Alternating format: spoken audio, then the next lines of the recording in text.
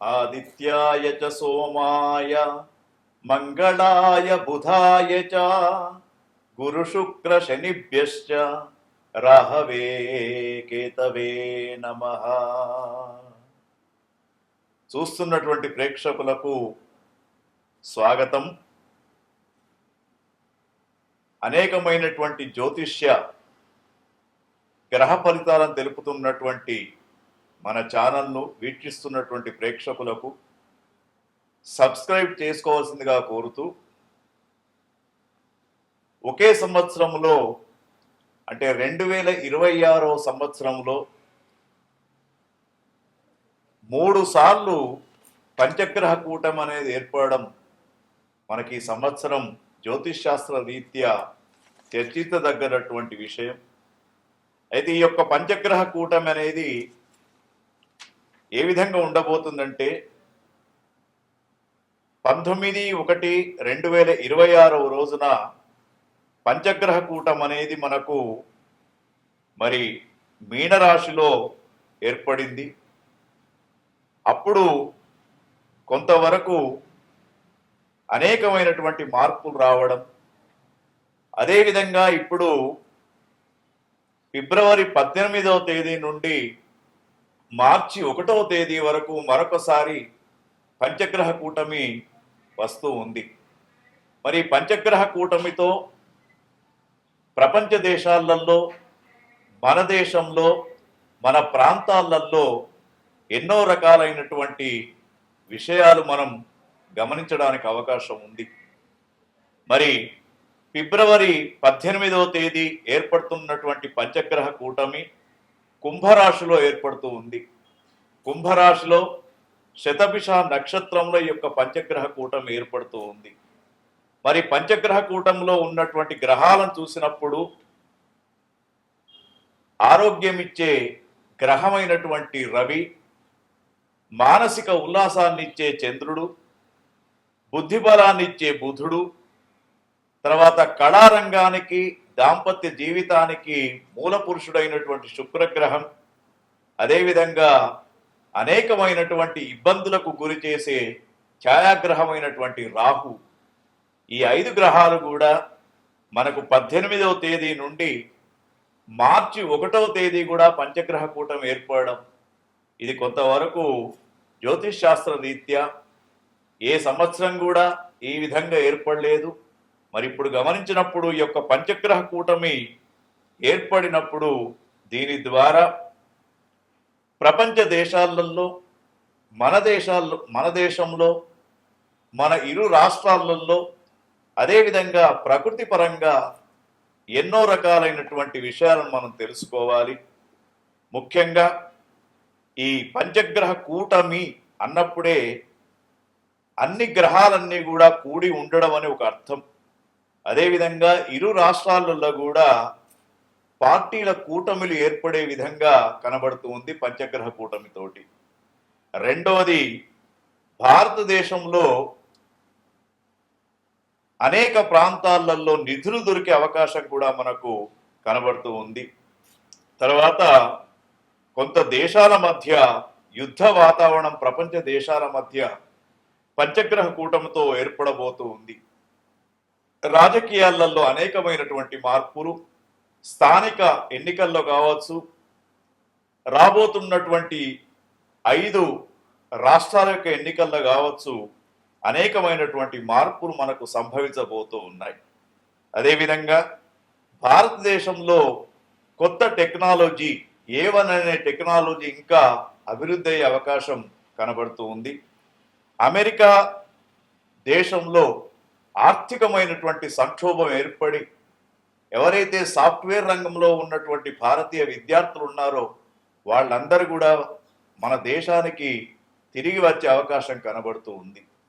అదేవిధంగా మరి చాలామంది 3వ ప్రపంచ యుద్ధం రాబోతుందని చెప్తూ ఉన్నారు, కానీ 3వ ప్రపంచ యుద్ధం ఇప్పుడే రాదు.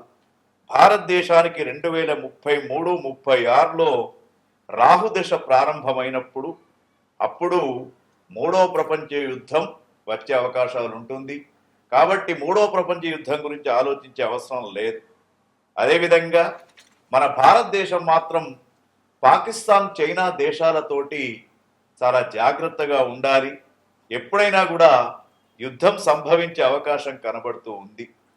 మరి ఒక్కొక్క దేశ పరిస్థితి చూసినప్పుడు ప్రపంచ దేశాలలో ముఖ్యంగా మన భారతదేశం స్వాతంత్రం వచ్చినప్పటి తేదీ 15/8/47 సంవత్సరాన్ని గమనించినప్పుడు పుష్యమి నక్షత్రం కర్కాటక రాశి వృషభ లగ్నములో మనకు భారతదేశానికి స్వాతంత్రం అంటే మన దేశం యొక్క రాశి కాబట్టి మరి దీని ప్రకారం చూసినప్పుడు భారతదేశానికి స్వాతంత్రం వచ్చినటువంటి తేదీ ప్రకారంగా 15/8/1947 అర్ధరాత్రి మనకు స్వాతంత్రం వచ్చింది కాబట్టి ఆ గ్రహస్థితిని చూసినప్పుడు పుష్యమి నక్షత్రం కర్కాటక రాశి వృషభ లగ్నంలో మనకు స్వాతంత్రం సిద్ధించినప్పుడు మరి మనకు అప్పుడు ఆ దశను చూసినప్పుడు ఇప్పుడు మనకు ప్రజెంట్ 2032 వరకు మనకు 7 సంవత్సరాలు కుజదశ నడుస్తూ ఉంది. 2026 ఫిబ్రవరి నుండి కుజమహర్దశలో రాహు అంతర్దశ ప్రారంభమవుతుంది కాబట్టి ఈ రంగాలలో కొంత మార్పు అనేది సంభవిస్తూ ఉంటుంది. ఒకటేంటంటే ఫైనాన్స్ వ్యవస్థలో కొంతవరకు ఆర్థికమైనటువంటి సంక్షోభం ఏర్పడుతూ ఉంటుంది. ముఖ్యంగా టెక్నాలజీలో ఏఐ అనేది డెవలప్ అవుతూ ఉంటుంది. తర్వాత ఫారెన్ విషయంలో అంటే ఫారెన్ సంబంధాలు చూసినప్పుడు మనకు ఫైనాన్స్ పరంగా చూసినప్పుడు విదేశీ సంబంధాలు చూసినప్పుడు మరి ఫైనాన్స్ పరమైనటువంటి ఇబ్బందులు ఎదుర్కొనే అవకాశం ఉంది. రియల్ ఎస్టేట్ రంగం మామూలుగా ఉంటుంది. తర్వాత విమాన ప్రమాదాలు ఎక్కువ అయిపోయి విమానాల యొక్క ఆదాయం కూడా తగ్గే అవకాశం మనకు కనబడుతూ ఉంది. అదేవిధంగా సినీ పరిశ్రమ మాత్రం చాలా అభివృద్ధి చెందుతూ ఉంటుంది. తర్వాత కళారంగం అభివృద్ధి చెందే అవకాశాలు కనబడుతూ ఉన్నాయి. మహిళలకు రాజకీయ పదవులు ఎక్కువ శాతం లభించే అవకాశం కూడా ఈ పంచగ్రహ కూటమితోటి కనబడుతూ ఉంది. మీడియా రంగంలో అనేకమైనటువంటి అభివృద్ధి పనులు జరుగుతూ ఉంటాయి. మరి ఈ విధంగా చూసినప్పుడు పంచగ్రహ కూటమిలో ఇరు రాష్ట్రాలలో కూడా కూటమి ప్రభుత్వాలు మరల ఏర్పడే అవకాశం కూడా కనబడుతూ ఉంది. స్థానికమైన ఎన్నికలలో కూడా కూటమితో కూడుకున్నటువంటి రాజకీయాలు ముందుకు వచ్చే అవకాశాలు ఉన్నాయి. తర్వాత మరి ప్రకృతి పరంగా చూసినప్పుడు కొంత వైరస్ల యొక్క ఉత్పత్తి జరిగి గాలితో కూడుకున్నటువంటి రెస్పిరేషన్కు సంబంధించినటువంటి అనారోగ్య పరిస్థితులు భారతీయులలో ఎక్కువగా కనబడే అవకాశం ఉంది. కాబట్టి మరి మనము ఈ యొక్క పంచగ్రహ కూటమి అంటే జనవరి, ఫిబ్రవరి, మార్చ్ ఈ 3 మాసాలు కూడా భారత ప్రజలంతా కూడా జాగ్రత్తగా ఉండాలి. భగవంతుని యొక్క ఆరాధన చేస్తే తప్పకుండా మనమంతా కూడా రక్షించబడతాము. ఇది మనకు పంచగ్రహ కూటమి ద్వారా కొన్ని విషయాలు తెలుసుకున్నాం. పంచగ్రహ కూటంలో మరొక రాశిని గమనించినప్పుడు సింహరాశి. మరి సింహరాశికి అన్ని గ్రహాలు కూడా సప్తమ స్థానంలో కనబడుతున్నాయి. 7వ స్థానము రవి, 7 చంద్రుడు, 7 బుధుడు, 7 శుక్రుడు, 7 రాహు. తర్వాత సప్తమ శని. ఇవన్నీ కూడా గమనించినప్పుడు అష్టమ శనిని గమనించినప్పుడు వీరికి గ్రహస్థితి ఏమాత్రం కూడా బాగాలేదు. సింహరాశి జాతకులు ఫిబ్రవరి మాసం నుండి మార్చి మాసం వరకు చాలా జాగ్రత్తగా ఉండాలి. కేవలం చంద్రగ్రహం మాత్రమే అనుకూలంగా ఉంది. అంటే మీ చుట్టూ ఉన్నటువంటి వాళ్ళు మిమ్మల్ని మోసపుచ్చే అవకాశాలు ఉన్నాయి.